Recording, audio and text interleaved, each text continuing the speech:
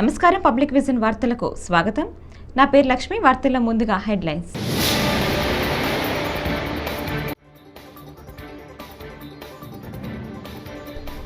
జిల్లా ఎస్పీలతో హోంమంత్రి అనిత సమీక్ష.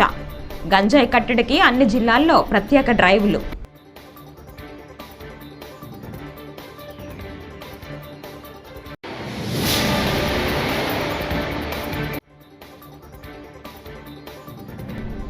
రెండో విడత పంట రుణాల మాఫీ నిధులు విడుదల.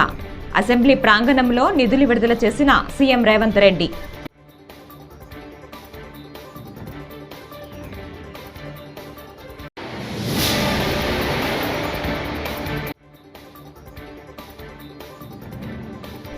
పులులను కాపాడితే అడవులను అవే రక్షిస్తాయి. అటవీ శాఖ మంత్రి పవన్ కళ్యాణ్ అన్నారు.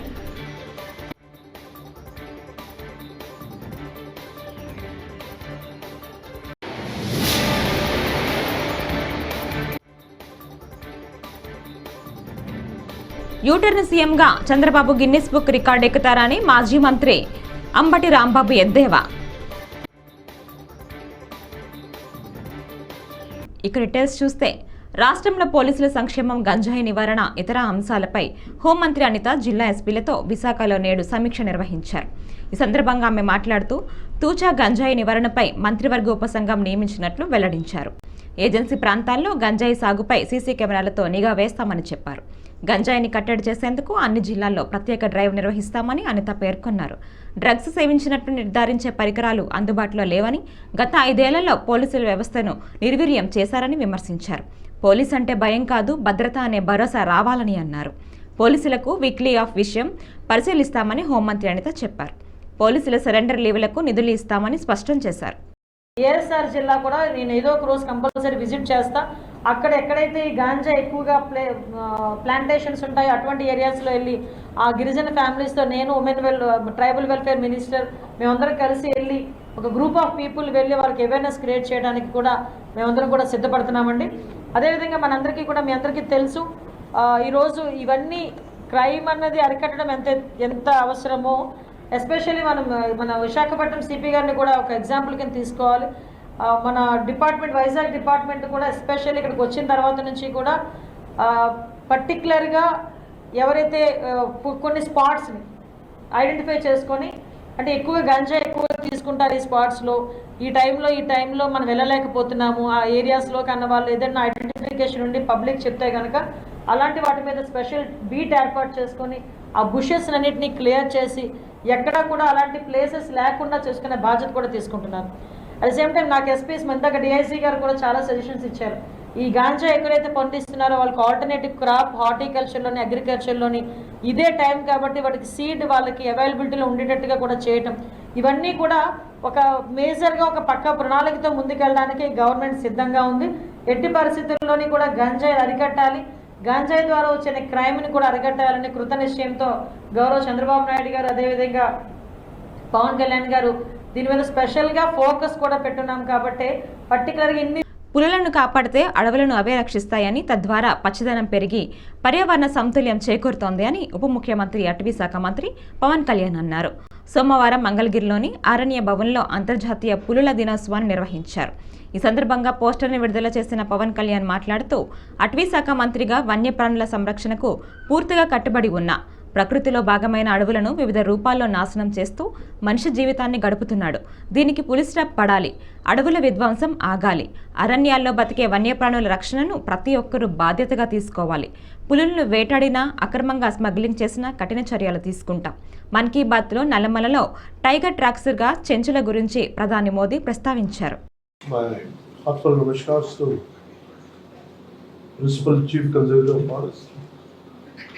and Head of Forest Force Chiranjeev Chaudhary ji, and Special Chief Secretary Sri Anant Ramagaru, Deputy Directors of Project Tiger and other officers of Forest Department. My heartfelt namaskars to you all. And my special namaskars to Dr. Mr. Imran Siddiqui from Hyderabad Tiger Conservation Society, and to Sri B. Rajshekhar from World Wildlife Fund, and Sri Rakesh Kalma, wildlife biologist, and the rest of the people, individuals, and who are present here, my Warm greetings to you all, my heartfelt namaskars to you all. It's a great opportunity to be on the International Tiger Day. I'm glad that I'm being a part of this. So straight away it went to my childhood memory. I was growing up in Ongole. I'm talking about Ongole town as of now, but it was. So one day I had seen a pangolin. Road మీద పిల్లలందరూ ఇచ్చి మొత్తం ఊరు ఆ colony జనం అంతా వచ్చి కొట్టి చంపేస్తాను. నేను అన్నాను ఈజ్ ఇట్ డేంజరస్ అని అడిగాను.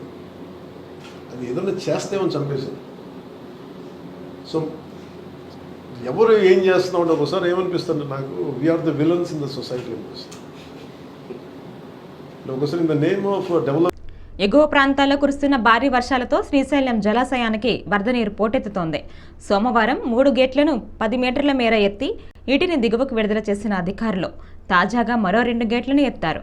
దీంతో మొత్తం 5 గేట్ల ద్వారా నీరు దిగువన ఉన్న నాగార్జున సాగర్ వైపు ప్రవహిస్తోంది. మరోవైపు ఈ సుందర దృశ్యాన్ని వీక్షించేందుకు పెద్ద సంఖ్యలో సందర్శకులు వస్తున్నారు.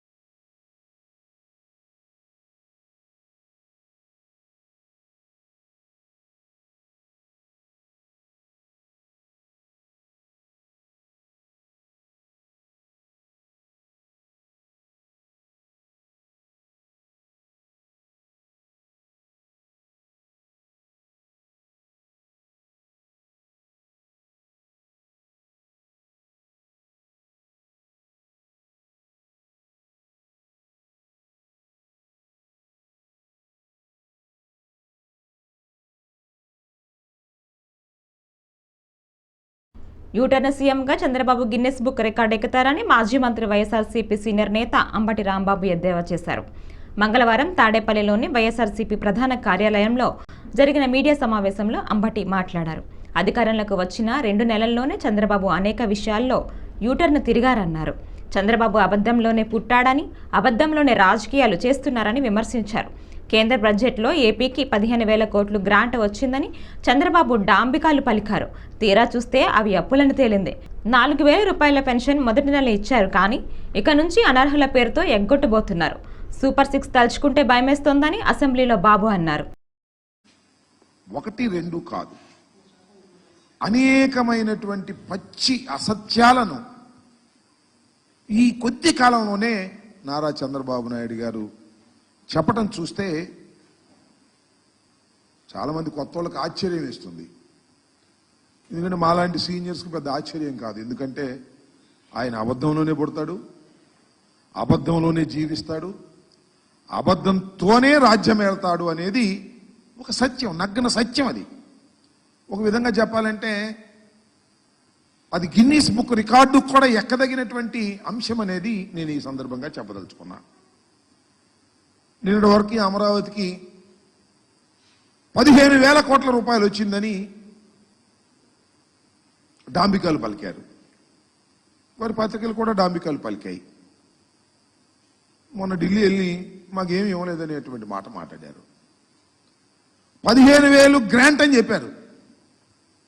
మళ్ళా చూస్తేనేమో వివిధ సంస్థల ద్వారా అప్పు ఇప్పించడానికి కేంద్రం తన బడ్జెట్లో చెప్పింది. ఈయన అడిగింది కూడా అప్పే.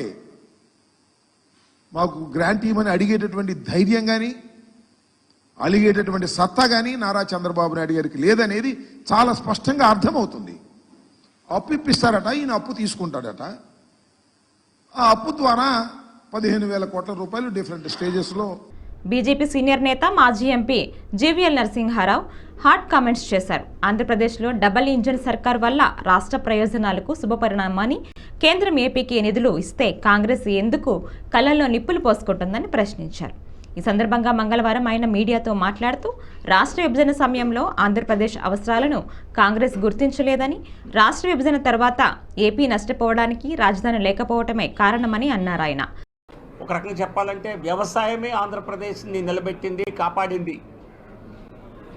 కానీ పారిశ్రామిక అభివృద్ధితోనే ఉద్యోగ అవకాశాలు వచ్చే అవకాశం ఉంది. సో కాబట్టి పారిశ్రామిక అభివృద్ధి కోసం 2 పారిశ్రామిక నగరాల నిర్మాణానికి నిధులు సమకూరుస్తామని చెప్పి కేంద్రం చెప్పడం జరిగింది.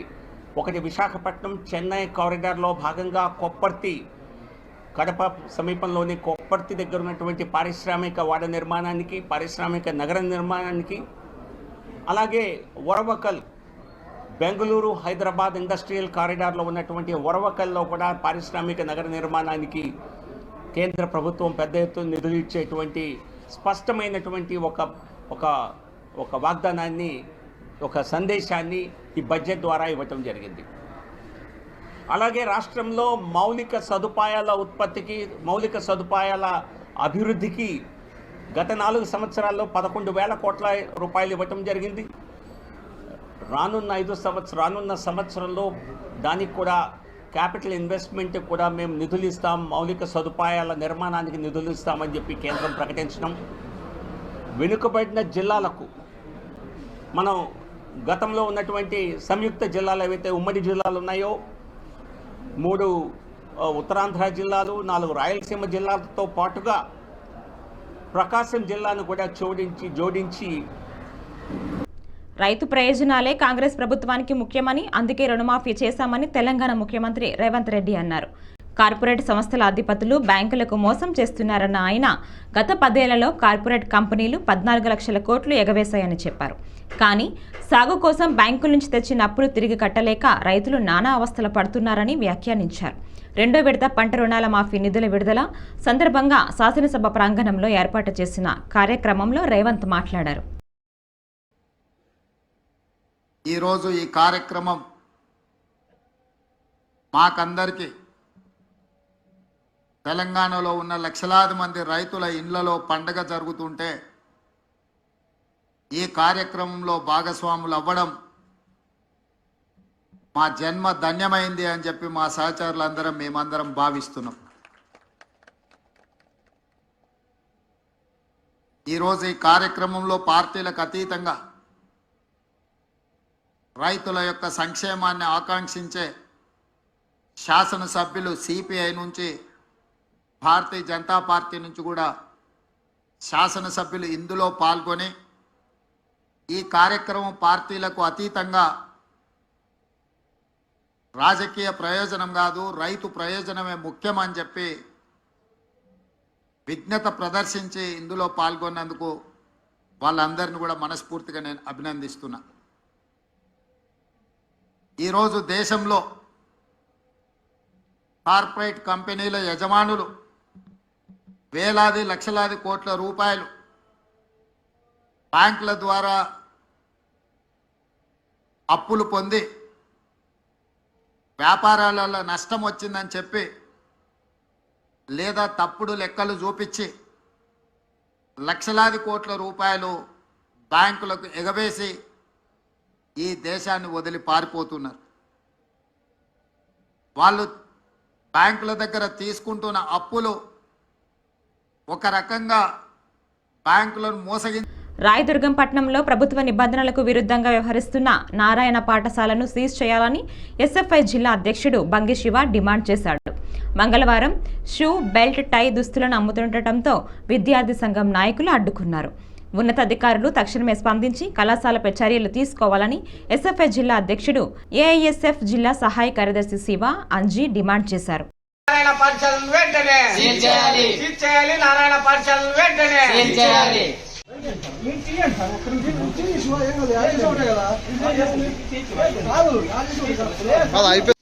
ఈరోజు నారాయణ విద్యా సంస్థలు గతంలోనే విద్యార్థి సంఘాల ఆధ్వర్యంలో సీజ్ చేసినటువంటి పుస్తకాలు అనేకం ఉన్నాయి.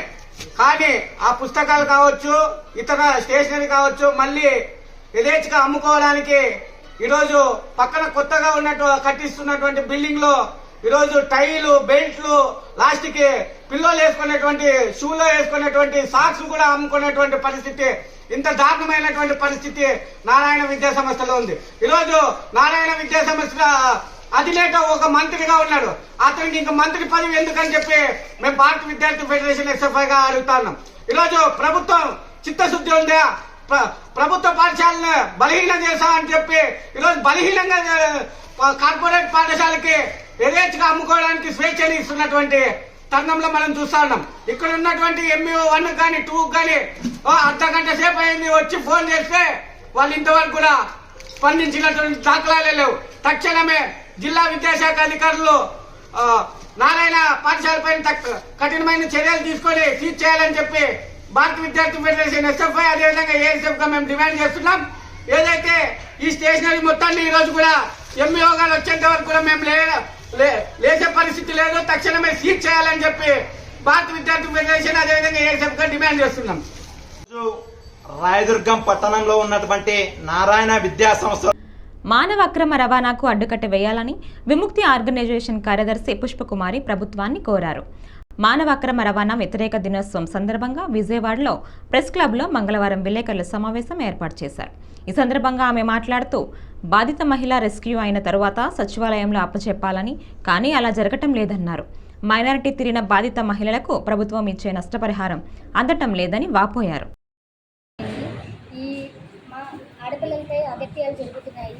అలాగే AHP సర్వే మీద ఒక డిపార్ట్మెంట్ని ప్రభుత్వం నియమించింది.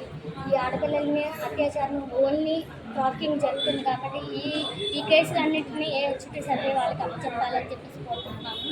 ఈ అక్రమ రవాణా అరికట్టే మార్గాలు మాకు మీడియా కానీ పోలీసు వారు కానీ కోర్టుల వారు కానీ మాకు కొంచెం స్పందిస్తే మేము ట్రాకింగ్ అరికట్టాలని చెప్పేసి ప్రయత్నాలు చేస్తున్నాము. చిన్న చిన్న ప్రయత్నాలు చేస్తున్నాము. మాకు కొంత సపోర్ట్ కావాలని చెప్పేసి మేము మీడియా ద్వారా తెలియజేస్తున్నాము. అలాగే మా కమ్యూనిటీలో ఎవరికి అందరు సింగిల్గా ఉన్నారు, ఎవరికి హస్బెండ్స్ వాళ్ళ ఫ్యామిలీస్ అంతా వాళ్ళ కాళ్ళ మీద వాళ్ళ పిల్లలు ఆధారపడి ఉంటున్నారు, వాళ్ళకి విడో పెన్షన్ అనేది ఇచ్చేయాలని చెప్పేసి కోరుకుంటున్నాము. అట్లాగే ప్రభుత్వ సంక్షేమ పథకాలు, హౌసింగ్స్ కానీ, డ్వాక్రా సంఘాలు అని ఇప్పుడు ఒక కమ్యూనిటీ అనగానే సమాజంలో చిన్నచూపు వివక్షత అనేది చాలా ఎదుర్కొంటున్నాము. బ్యాంకుల వాళ్ళు కానీ చిన్న చిన్న రుణాలు ఎట్లాగో ప్రభుత్వం ఇస్తుంది, ఆ సదుపాయాలు కూడా అందుకోలేని నిస్సహాయ స్థితిలో ఉన్నారు చాలామంది. అటువంటి వాళ్ళకైనా సరే ఈ పునరావాస కేంద్రం ఒక పథకంగా, పునరావాస కేంద్రం అంటే ఓన్లీ ఒక రిస్క్ అవ్వగానే వెళ్ళి హోమ్లో పడేయటం అనేది కాదు. హోమ్లో సరైన కౌన్సిలింగ్ ఇవ్వాలి. ఆ సదుపాయాలు ఉండవు ఒకటి. ఆ తర్వాత ఆ రిస్క్ అయిన అమ్మాయి ఏ ఏరియాలో అయితే ఉంటుందో ఆ సచివాలయం, ఆ VRO కానీ కార్పొరేటర్ కానీ ఆమెకు అన్ని సదుపాయాలు ఉన్నాయా లేదా అని చెప్పేసి ఒక గైడెన్స్. కృష్ణా జిల్లా మోపిదేవి గ్రామంలో కొలువు తీరిన శ్రీవల్లి దేవసేన సమేత శ్రీ సుబ్రహ్మణ్యేశ్వర స్వామివారి ఆలయం శాకంబరి అలంకరణతో ముస్తాబైంది. శ్రీ సుబ్రహ్మణ్యేశ్వర స్వామివారి ఆషాఢ కృతిక పురస్కరించుకొని మంగళవారం అమ్మవార్లను శాకంబిదేవిగా అలంకరించారు. ఈ కార్యక్రమంలో భాగంగా 3 టన్నుల కూరగాయలు, ఆకుకూరలు, పండ్లతో ఆలయాన్ని సుందరంగా అలంకరించారు.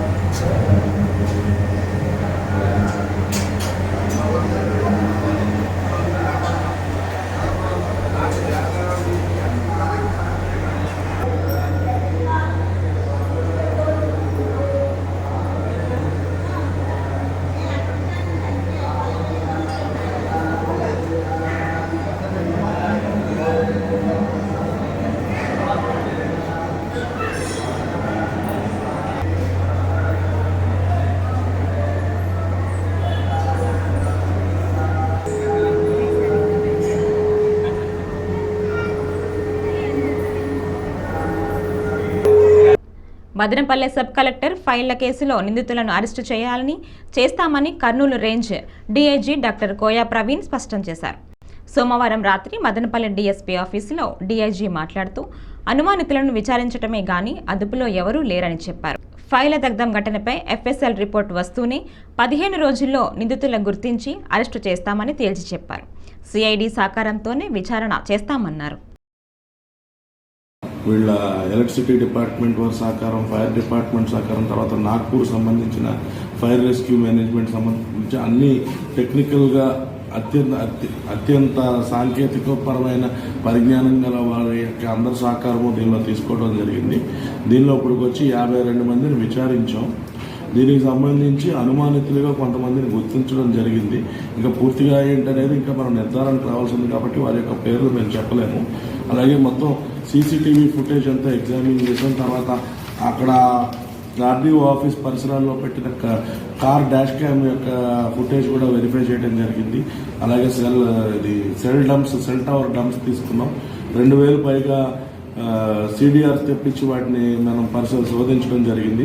అలాగే వాట్సాప్ సంబంధించి ఐపీడీఆర్ అనాలిసిస్ కూడా చేయడం జరిగింది. ఇవన్నీ చేసిన తర్వాత మొత్తం మనకి అక్కడ ఆఫీస్ పరిసరాల్లో 750 పైగా కాలిపోయిన యొక్క సగం ఖాళీ ఉన్న యొక్క దస్త్రాలు కూడా మేము సేకరించడం జరిగింది. ఈ మొత్తం అక్కడ ఈ వైర్స్ కానీ, ఈ బూడిద కానీ, అక్కడ నూనె కానీ అన్ని శాంపిల్స్ తీసుకుని ఈ ఎఫ్ఎస్ఎల్కి టెస్ట్ రిజల్ట్స్ కోసం పంపించడం జరిగింది. అనుమానితుల తర్వాత మనకి ఇక్కడ ఉన్న లోకల్స్ ప్రజానికి ఇచ్చిన దాని ప్రకారం, ఇచ్చిన వివరాల ప్రకారం, అలాగే మీడియా సోదరులు కొంతమంది ఇచ్చిన సమాచారం ప్రకారం కొంతమంది అనుమానితుల యొక్క ఇళ్లలో సోదాలు కూడా చేసి కొన్ని సామాన్యులపై భారాలు వేస్తూ దేశ సంపదను కార్పొరేటర్లకు దోచిపెట్టే విధంగా రూపొందించిన కేంద్ర బడ్జెట్ 2024కు నిరసనగా మంగళవారం కాకినాడ మహాత్మా జ్యోతిరావు పూలే విగ్రహం సిపిఎం నగర్ కమిటీ ఆధ్వర్యంలో ఆందోళన చేపట్టారు. ఈ సందర్భంగా సిపిఎం జిల్లా కన్వీనర్ ఎం రాజశేఖర్ మాట్లాడుతూ కేంద్ర ప్రభుత్వం బడ్జెట్ కాకులను కొట్టి గెద్దలకు వేసే చందంగా ఉందని విమర్శించారు. గ్రామీణ ఉపాధి హామీ పథకానికి నిధులు పెంచాలన్నారు. కేంద్ర ప్రభుత్వం ప్రవేశపెట్టిన బడ్జెట్ని వ్యతిరేకిస్తూ ఈ నిరసన ధర్నా తెలియజేస్తున్నాం. బడ్జెట్లో బీహార్కి 50,000 కోట్ల రూపాయలు కేటాయింపు చేశారు. ఆంధ్ర రాష్ట్రానికి ఒక రాగి పైసా కూడా కేటాయింపు చేయలేదు. కేవలం 15,000 కోట్ల రూపాయలు అప్పు ఇచ్చారు. చంద్రబాబు నాయుడు గారు అంటారు కదా, నిధులు ఏ రూపంలో వచ్చినా మాకు ఉపయోగమే అంటాడు. నేను మిమ్మల్ని అడుగుతున్నాను, విలేకరులు, మీ యజమాని జీతం ఇస్తాడు కదా, మీకు జీతానికి బదులు అప్పు ఇస్తే అప్పు జీతము రెండు ఒకటేనా? మేధావి చంద్రబాబు నాయుడు గారికి అర్థం కావట్లేదా? ఆంధ్ర రాష్ట్రానికి అప్పు మాత్రమే ఇచ్చారు. ఇది చాలా అన్యాయం. ఎన్డీఏలో నితీష్ కుమార్ బీహార్ ఉన్నాడు, ఆంధ్ర ఉన్నారు. బీహార్ వాళ్ళు బెదిరించి మరీ 50,000 కోట్ల రూపాయలు తీసుకున్నారు. ఆంధ్రకి గుండు సుమ్మా పెట్టారు. ఆంధ్రప్రదేశ్కి ఇదివరకు నుంచి ఇవ్వవలసినటువంటి పోలవరం ప్రాజెక్టుకి రాగి పైసా కేటాయించలేదు. విభజన చట్టానికి ప్రకారం ఇవ్వవలసినటువంటి గతంలో ఉన్నటువంటి హామీల్ని ఇప్పుడు కూడా డబ్బులు కేటాయింపు చేయలేదు. పైపిచ్చాడంటే విశాఖ ఉక్కుకి ఈసారి అదనంగా 93 కోట్ల రూపాయలు తగ్గించారు. విశాఖలో ఉన్నటువంటి కేంద్ర పోర్టు ట్రస్ట్కి 125 కోట్లు తగ్గించారు. ఒక ముక్కలో చెప్పాలంటే అనపర్తి నియోజకవర్గం జలభద్రపురంలో ఆగస్టు 1న మూలారెడ్డి ద్వితీయ వర్ధంతి సందర్భంగా 14 రకాల వైద్య శిబిరాలను ఏర్పాటు చేస్తున్నట్లు ఎమ్మెల్యే నల్లమిల్లి రామకృష్ణారెడ్డి తెలిపారు. మంగళవారం స్థానిక ప్రభుత్వ ఆసుపత్రి వద్ద రామకృష్ణారెడ్డి విలేకరులతో మాట్లాడారు. వైద్యాధికారులు తద్వారా గ్రామాల్లో బాధితులను బస్సులు ఏర్పాటు చేసి శిబిరాలకు తరలిస్తారన్నారు. రోగులకు భోజన ఏర్పాట్లు చేస్తున్నట్లు ఆయన పేర్కొన్నారు. మాజీ శాసనసభ్యులు మా తండ్రి గారు నల్లమిల్లి మూలారెడ్డి గారి ద్వితీయ వర్ధంతి సందర్భంగా మెగా మెడికల్ క్యాంప్ని అనపర్తి నియోజకవర్గంలో ఏర్పాటు చేయడం జరిగింది. బలభద్రపురం ఎంఎస్ఆర్ ఫంక్షన్ హాల్లో ఉదయం 9 గంటల 1వ తారీఖు ఉదయం 9 గంటల నుంచి సాయంత్రం వరకు 14 రకాల వైద్య సేవలు అందించడం కోసం ESL medical college, Kakinada trust ఆసుపత్రి, స్థానిక ఐఎంఏ సహకారంతో ఈ మెడికల్ క్యాంప్ను ఏర్పాటు చేయడం జరిగింది.